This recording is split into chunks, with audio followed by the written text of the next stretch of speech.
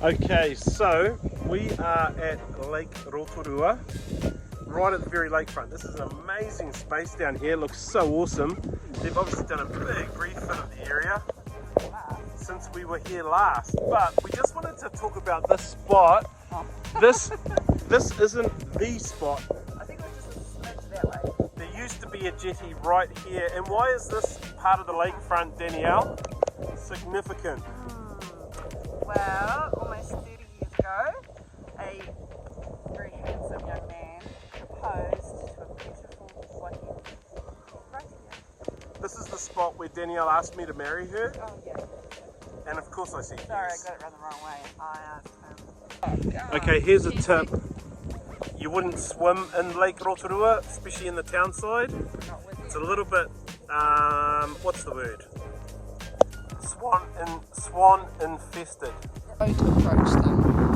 They're not that friendly. Feed them? From afar? No, don't feed them. Do they chase little children? I have seen them do that, yes. Adults and children. Yep.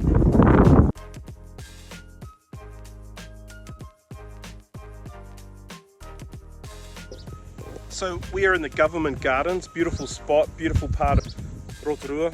What you'll find here is that all the gardens are immaculate. It's all set up for the tourists, and you might even see a few tourists.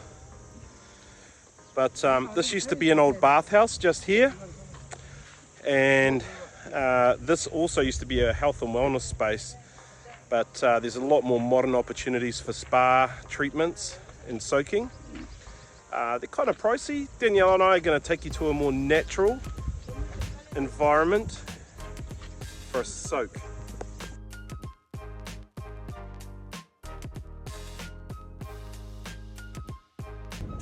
There are a lot of hot pool spa places to go to in Rotorua.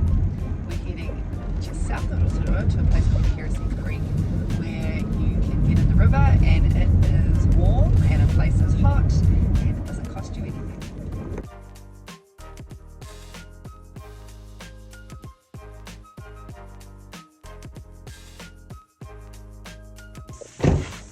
Okay, so you drive down this bush track into the middle of nowhere, secret secluded, nobody knows about it.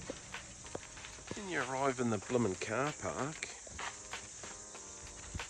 Every cow and their dog is down here.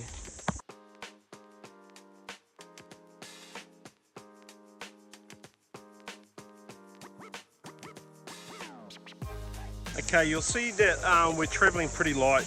You don't want to leave valuables down on the riverbank when you swim. And you also want to be careful about valuables in your car. But pretty much all of this river that we're walking next to now is geothermal, it's hot water. And we recommend walking all the way down the track until you get to the big waterfall. Now it's not ginormous, but it's bigger than any of the little waterfalls you'll see on the way.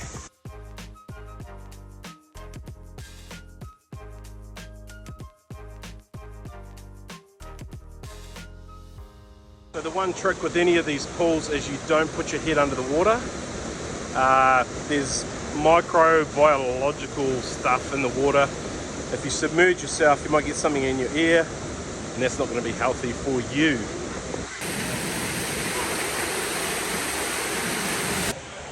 Bring a bottle of water. Yeah. Fair to say it's not the best kept secret anymore.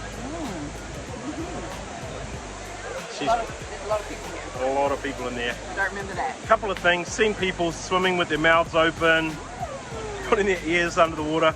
Besides the fact there are little micro germs in the water with the sulfur and whatnot. People can pee in there. Yeah, pass. And you don't know what's happening upriver from where you're swimming. So yeah, close your mouth, keep your ears above water, and have a good time though. It's free, it's relatively easy to find. So one of the things we like to do on the Gap at 50 channel is showcase great food and wonderful cuisine. And in Rotorua, there is heaps of awesome kai, awesome food. And so we recommend that when you come here, you do a little bit of research on the restaurants, every ethnicity, every type of food you can think of, and it's good. There's good food all over town. Thank you, bro. Awesome.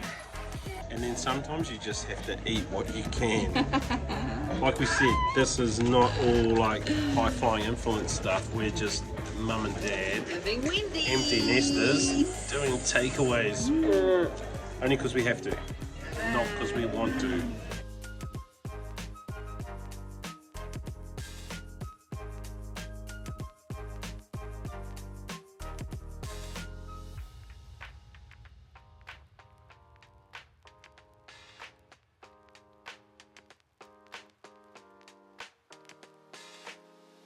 Okay, what Danielle hasn't told you is that she grew up in this area, and the McLaren Falls area is pretty special spot for her, but also it's a really popular swimming hole and swimming place for locals.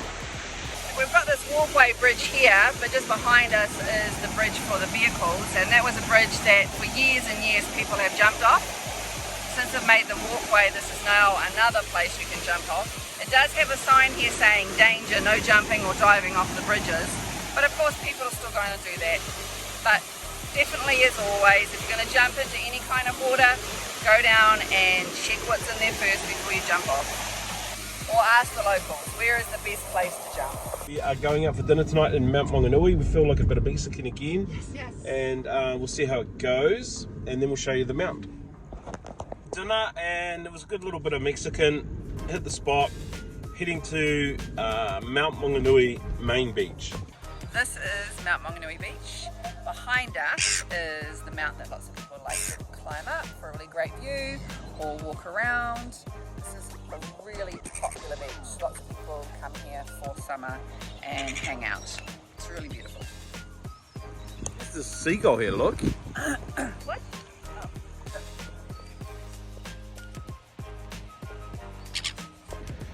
So Mount Maunganui is a pretty good surf beach when the surf's up. In the daytime this will be packed, like packed.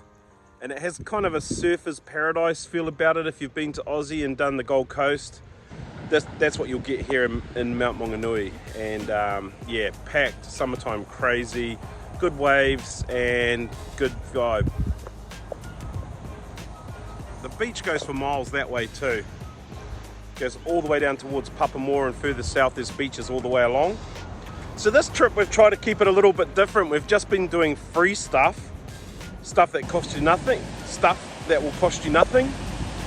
If you're a bit of a budget traveller, there's plenty of things to do in New Zealand that cost zero.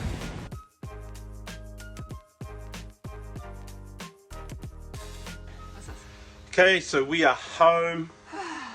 It's a bit of a drive today. Do you like travel? Yes. So, how many days, Danielle? 17? 17 days and we're gone, gapping it. Stay tuned.